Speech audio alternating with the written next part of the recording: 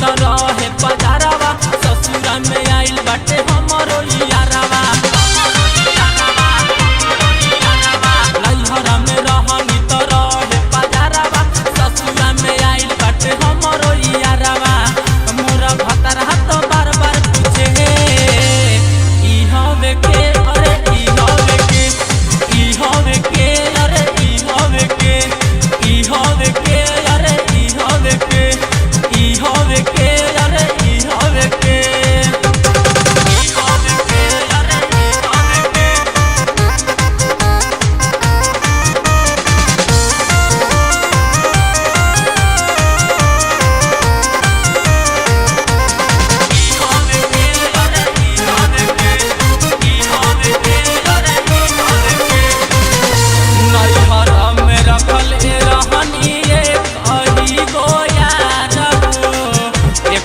बतिया जनले नाही हमारो भतार हो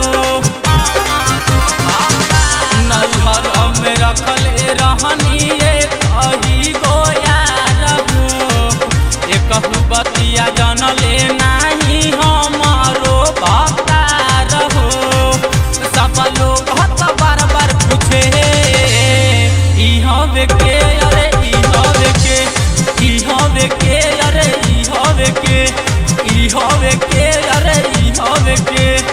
ई हवे के अरे ई हवे के ई हवे के ई हवे के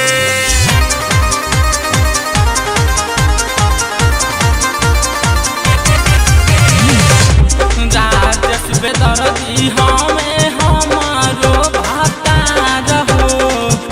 रोहित राज रहले बचपन के यार हो राजेश बेदर्दी हमें हमारो भतार हो रोहित राज रहले बचपन के यार हो राकेश उजाला पूछे ई हवे के अरे ई हवे के ई हवे के अरे ई हवे के ई हवे के अरे ई हवे के ई हवे के